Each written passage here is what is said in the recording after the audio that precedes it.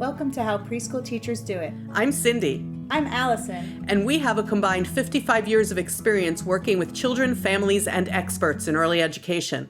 We are not random influencers. No, we are not. Whether you are new or have been our podcast peeps since 2018, we are thrilled you found us. Hi, preschool peeps. Hi, peeps. Welcome back. We're glad to have you here. And we are especially glad to have people here from Iceland. Hello. We're so excited. And also Queens, New York. Queens, New York. Yes, these are two places we have never shouted out, even though Queens is pretty close to here. I mean, not through the traffic. It's not, but yeah. True, but like Queens, New York. So I can't believe we never talked about this. My son's fiance went to dental hygienist school in Queens, New York. Did she? She did. Oh, awesome. And she's originally from Staten Island, so that was not a stretch for her. Right. But we, when she was, so I don't know how much you all know about when people are studying to be dental hygienists, but it's very, very rigorous. I would have never known if it wasn't for Angela. So it's very, very, very rigorous. And they have to work on a certain number of patients while they're still students, or they can't take the boards and they can't get their certification or whatever it's called. So she was really, oh my gosh, she was just so desperate for patients. And my husband and I went a few times. I went at least twice, but I didn't realize you were going all the way to Queens. We went to Queens. We did. We went to Queens. I remember this happening, but I didn't realize it was that far. We went to Queens. I So think those I of you just who assumed know, you went to Staten Island. this is no. This, Okay. this is like one of those. If you're from our area, if you know, you know. Going from where we are to Queens was no small feat. That is I'll a tell lot. you. But we were happy to do Yeah. it for her because we also wanted her to get her And she did. dental hygienist. She's a registered dental hygienist. I don't know what they call it. Dental hygienist. She is, and she passed her board. She works in her field now. This Yeah. is, we're talking about a while ago. But at any rate, so that's my relationship with Queens. We are also shouting out dental hygienists. Hello, everybody. Yes, so that's great. Yeah. Also, I have a relationship with Queens because I sometimes provide professional development for people who are in Queens on Zoom. So if you are like people who participate in the quality rating and improvement system in New York, Quality Stars New York, one of their specialists every so often, pretty often, has me work with people who are in Queens. Okay. Yeah. So hi, Queens. I know you. I know you myself. Iceland. I've heard it's beautiful. Not been there. I've heard it's beautiful. Yeah. So I do want to visit there because I think it would be a very. We're always talking about where we place. want to go, and here we sit on this podcast. Because it costs money. That's true. But here we are. Anyway, we're going to be talking today, as you know from the title, about something having to do with princesses, which anyone who's listened to this podcast for a while knows that royalty in the royal family is something That's one of our passions. Right. I'm just sort of fascinated by what a spectacle they are in their lives. They are. They're always, wherever you go, you're a spectacle. What must that feel like? But we're not here to talk about like the royal family of England. We're actually here to talk about something that children love to pretend. And this has been going on for a number of years already, right? For as long as there's been princesses, I'm sure. But especially these days because of the costumes that they get and the marketing around the princess and the marketing around these princesses. And, it's a lot. It's because when I was a kid, I don't remember there being costumes that you could buy to pretend to be. Yeah, I don't remember that. We also didn't have, when we were kids, a lot of the modern versions of these princesses. True. So at any rate, we're talking about these princesses that children, oh my gosh, they just adore them. Mm-hmm. And we saw a video that talked about the questionable decisions that these princesses make.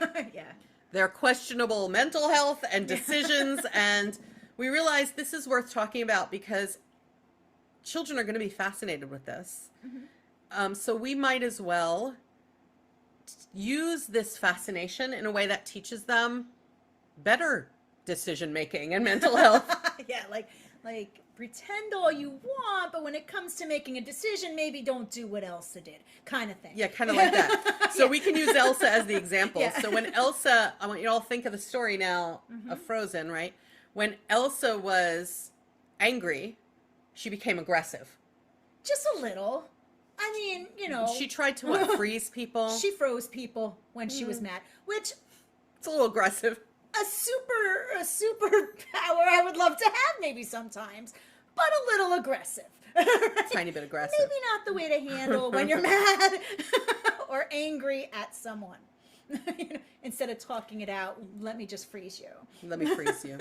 I wish I could do that with some people, honestly. Yes. There was somebody in the supermarket the other day that if I could have frozen her and just walked by, I would have loved it. Anyway, that is a little aggressive. So what, if children enjoy that story, that's fine. Yeah. But I think we have to do a little talk around, like, Elsa was angry. So let's talk about what else she could have done other than trying to freeze her sister. Right. Like, okay, so like when we read books to children, we read them very intentionally, and we talk about the emotions of the characters in the book. But when it comes to these movies, we're just like, yeah, go ahead and pretend to be Elsa. When you could really make it about something more. Like, yes, Elsa seems angry here. What could she do instead of freezing her sister? Yes. What would be a better plan? What would be a better plan? What can we do when we're mad at our siblings, at our classmates? Yep. Like, what should we really do in real life when we're mad? Yes. Fiction. It's fiction. It's fiction. I was watching a show I shared with Allison. I know Allison watches it too. And there was a situation in this show that's very similar to something both Allison and I have experienced in our families.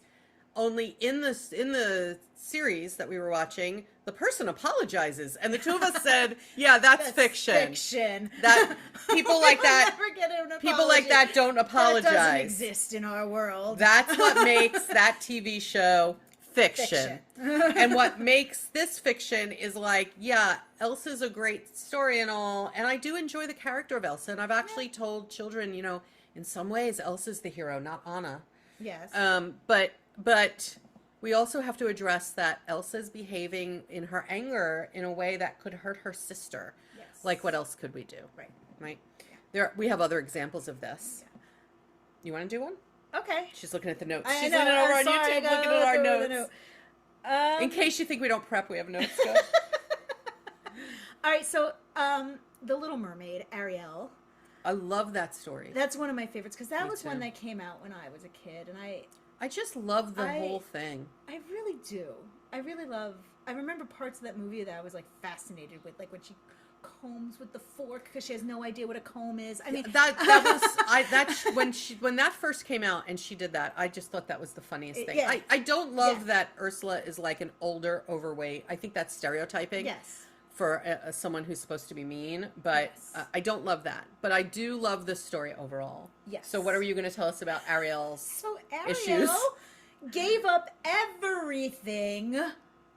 Her tail, which, come on, if you were a mermaid, would you give up your tail? You would not. She also gave up her voice, her family. She gave up everything. Which makes her a people pleaser. There you go. Because she gave up everything to be with this man, right? So, like... Ariel is a people pleaser. Yes. And so we have to think about... what do we say to children when they witness this people pleasing, when they're watching this story or listening to this story? And I think one of the things we can say is, Ariel made some decisions because she wanted to make someone else happy. But I think also it's a story of she changed who she was. Yeah, she did. To please other people. And I don't ever think we should be teaching children that you need to change who you are. To please someone else. You can still be who you are, whether it's a mermaid or you, and still people will like you and people will love you for being you. In early education, we call this a teachable moment. Yes. So children are pretending to be one of these characters, or we're reading a book that has these characters, or maybe at home you've seen the movie. It provides you with this teachable moment. Yes. Right? It provides you with an opportunity. This is an opportunity to point out a life lesson to children. Yeah.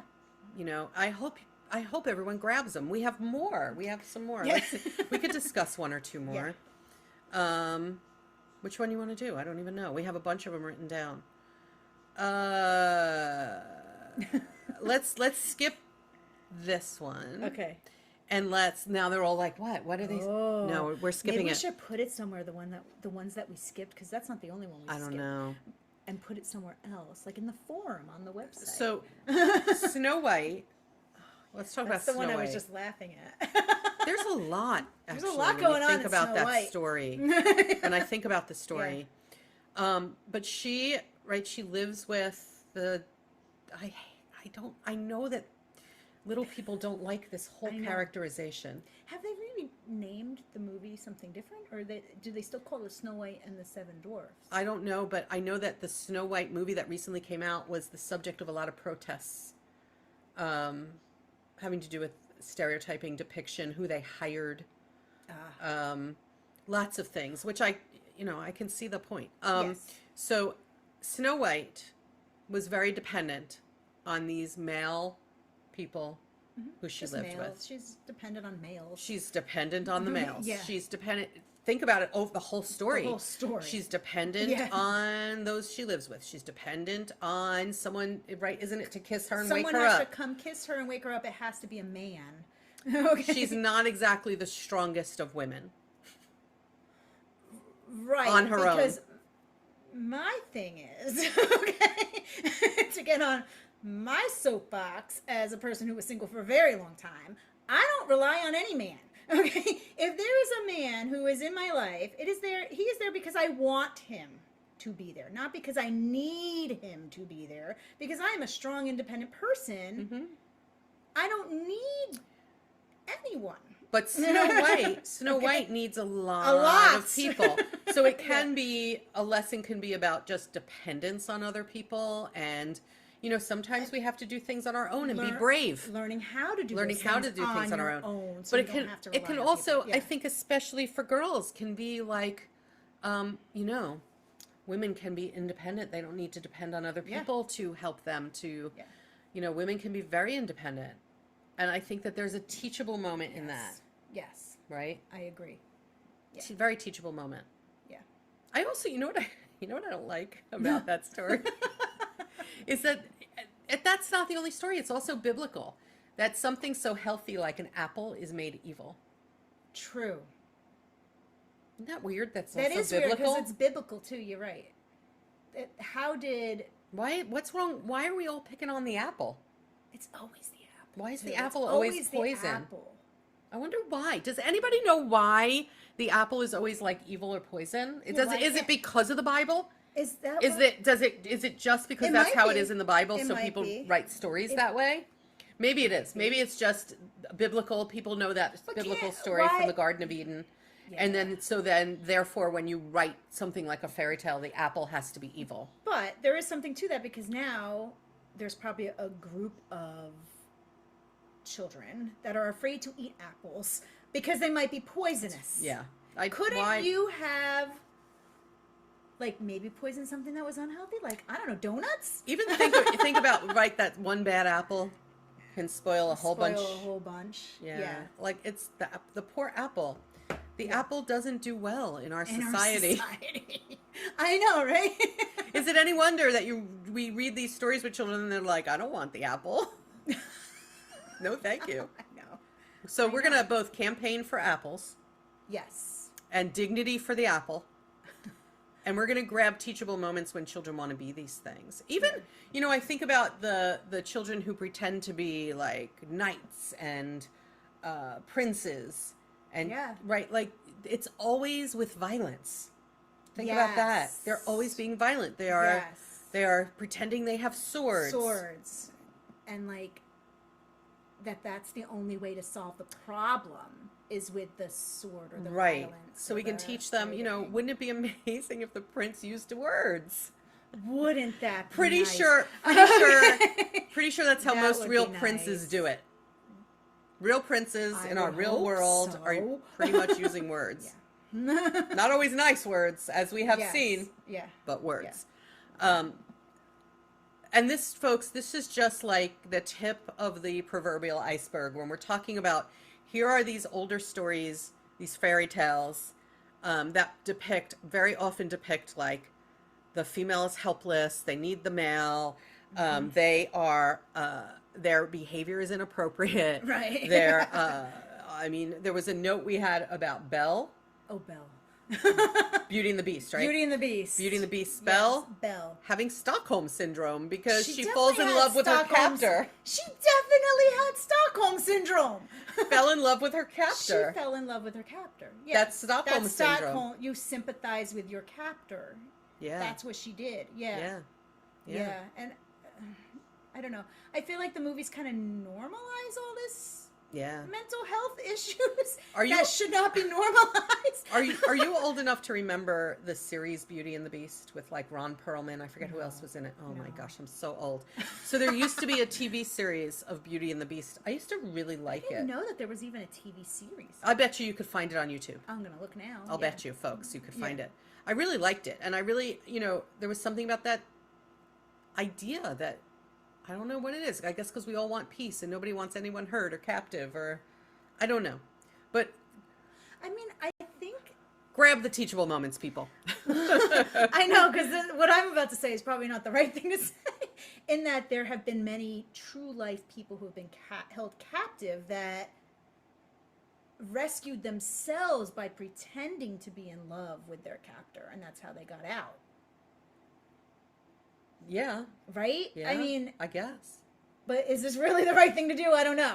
I don't know. Because it normalizes like women being held captive, and that's a thing that you should fall in love with. And no, you should not. I'm sorry. Well, there are different types of forms of captivity. Yes. Could be mental health. Could be like someone is holding you emotionally captive. Doesn't have to be physically. And when you normalize this. So what's the lesson then? The lesson is like think for yourself. Yes. Think for yourself. Yes. And if ever there's and you can be strong by yourself, and you can be independent by yourself. Right. And if ever there's a person who makes you feel a certain trapped, way. Yes, that's not love. Get out. That's not love. Get out now. If someone is making you feel physically or emotionally trapped, get out. Whether it's a friendship, whatever, you got to get out. And you know what? Out. Children experience that sort of possessive friendship from surprisingly young ages. Where they go, you're my best friend. You can't play with her. You're not allowed to play with her. Holding you captive a little bit. Yeah. And we need to give children the way to say, no, I can make my own decisions. Yes. And right. you could be friends with more than one person. Okay. All right, I feel like everybody should go ponder this now. What is the teachable lesson in these stories that children love to hear, see, and act out? Can we put this, we have on the website the forum, right, where people can just go and talk to each other. Yeah, people have responded in our forum. forum. Put this in the forum so people can start be like, in Cinderella this happened, blah blah blah blah blah, and have a discussion. Well, you can put that in the forum and see if people respond. I'm going to. All right. Yeah. We have discussion forum on our website and on the Spaces by Wix app. Use it.